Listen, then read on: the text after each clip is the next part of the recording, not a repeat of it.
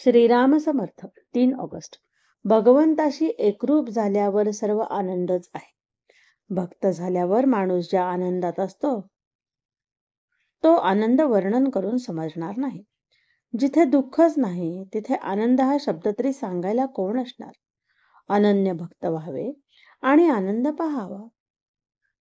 भक्ताला सर्वच ठिकाणी आपण आहोत असे दिसते. म्हणजे सर्व चराचर वस्तू तो भगवत रूपच पाहत असतो. एखाद्या खोलीत सर्व बाजूंनी आरसे ठेवलेले असले तर कुठेही पाहिले तर आपल्याला काय दिसेल? आपल्या स्वतःशिवाय दुसरे काहीच दिसणार नाही.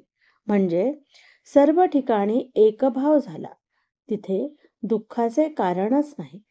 तिथे सर्वच आनंद असतो.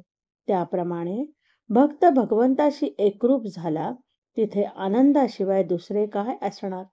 जे याप्रमाणे जगात वावरतात ते आपल्या आनंदात राहूनही इतर लोकांप्रमाणे वागत असतात.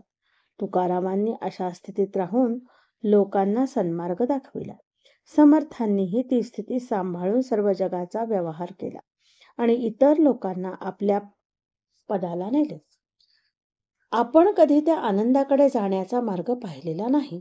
म्हणून ज्यांनी तो आनंद पाहिला आहे आणि जे सदैव त्या आनंदातच राहतात त्यांच्या सांगण्याप्रमाणे वागणे हेच श्रेयस्कर आहे.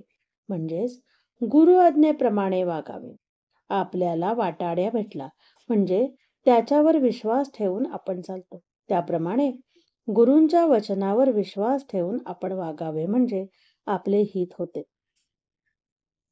एखाद्या आंधळ्या माणसाने साखर समजून जर मीठ खाल्ले तर ते खारट लागल्या वाचून राहणार नाही.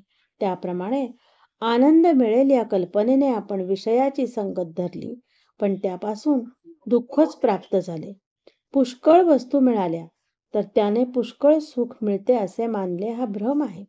खरे किंवा पुष्कळ सुख म्हणजे कायमचे सनातन सुख होय. ते सनातन वस्तूपाशीच म्हणजे भगवंतापाशीच असते.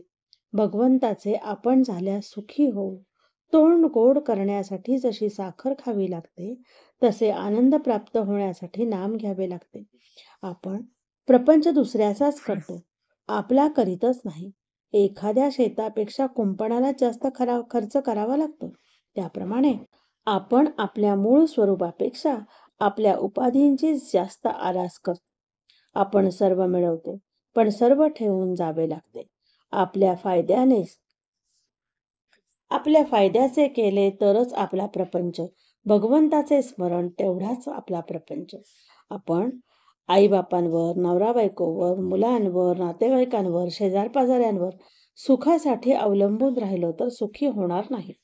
आपले दुःख आणि यातना जर कोणी नाहीशा करीत नाही तर मग दुसरा कोणी आपल्याला सुख देईल ही कल्पना कशी खरी ठरेल. आजचे बोधवचन. परमात्म्याचा आनंद अखंड मिळावा, मी त्याचा व्हावे ही दृष्टी ठेवून नामस्मरण करावे. जय जय रघुवीर समर्थ. जानकी जीवन स्मरण. जय जय राम.